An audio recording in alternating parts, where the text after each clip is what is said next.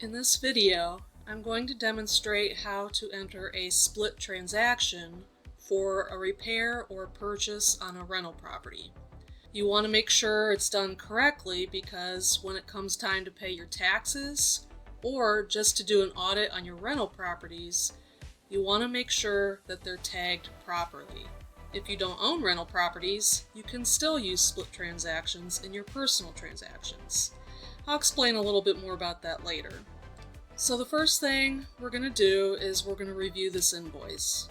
I just got this invoice here from Brad's Roofing. This is the date 12/17. The total amount that was billed was $14.75, but this wasn't all for one unit. That's why it is so important to learn how to use split transactions and tagging when you're using Quicken. So the first job on this invoice, it was a repair for a porch roof at one of the properties. The amount was for $12.75. The next one, even though it says repair, I put it under cleaning and maintenance. But this is another $100 item here for the same property, the same unit. This one here was for a different unit, another $100 gutter cleaning. So the total charge was $14.75. But we need to make sure that we split these amounts up and charge them to the correct unit. So let's head back over to our Quicken. We're already in the checking account for what we paid the invoice with. We're going to enter that down here at the bottom for a new transaction. I believe the date was 12/17 of 24. So this was actually a few months ago as of the recording of this video. Here's one thing you always want to remember when you're working in Quicken, and I'm sure all financial softwares pretty much do the same thing. I just know with Quicken, when you're working around the beginning of the year, you want to be careful backdating transactions because Quicken's going to automatically put the year in there.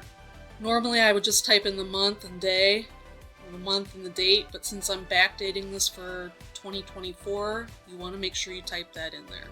Just a little tip. So now we're going to come over here and pay and start typing in Brad's Roofing. Quicken pulls in the most recent transaction that was added from its memorized list.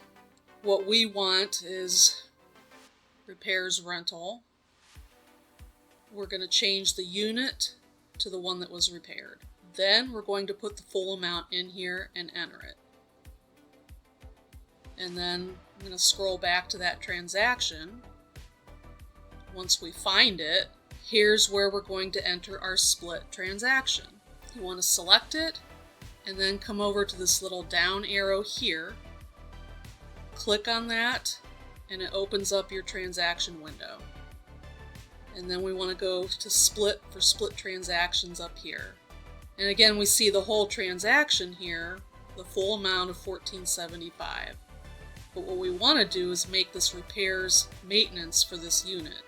If we look back at our invoice, that repair was only $12.75. So we're going to type in $12.75. Now watch what happens when we hit enter.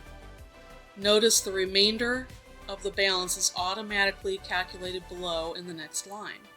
So what we want to do next is go under or select our next category. This one is going to go under cleaning and maintenance for rentals. And when we select that, we need to tag that, and that first amount was for that same unit.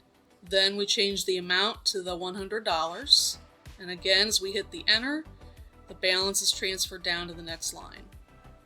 So we're going to want to select on the next one here again, do the same, cleaning and maintenance rental. This is for a different unit, but it's that $100 as well. Incidentally, this is how Quicken keeps track of your Schedule E items for taxes.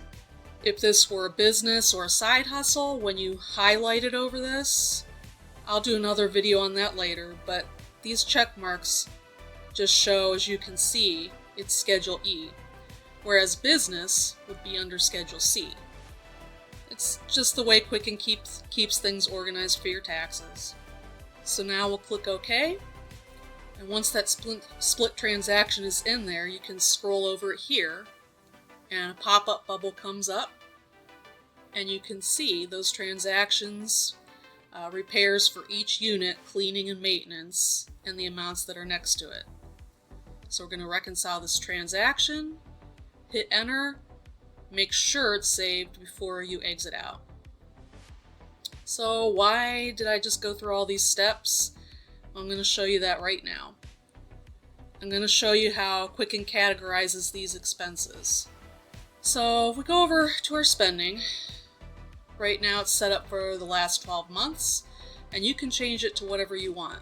30 days, 60 days, 90, you can customize it to whatever you want.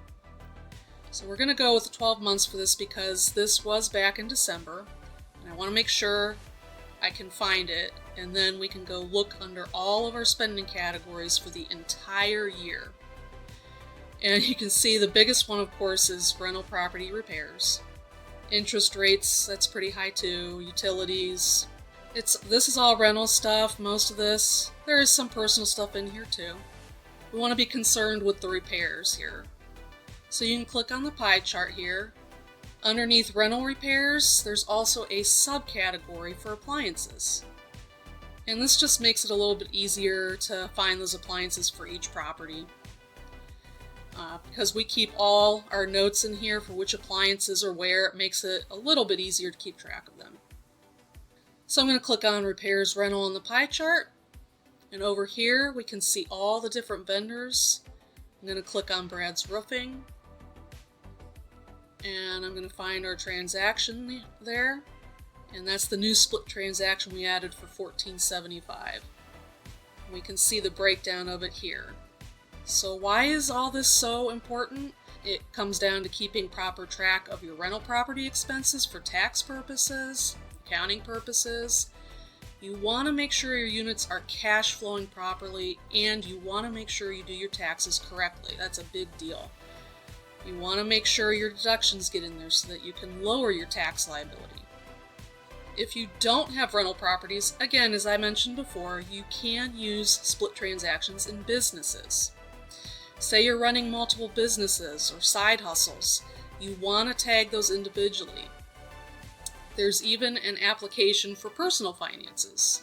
You're able to use split transactions for tracking your wages, allocating payroll deductions like your taxes, income taxes, retirement, state, city taxes, all that good stuff. So in the next video, I will show you how to use split transactions to allocate your income deductions. This is useful when it's time to do your taxes. So I hope you got something out of this video, and if you have enjoyed it, please click the like and subscribe buttons. And until next time, keep getting confident in your finances.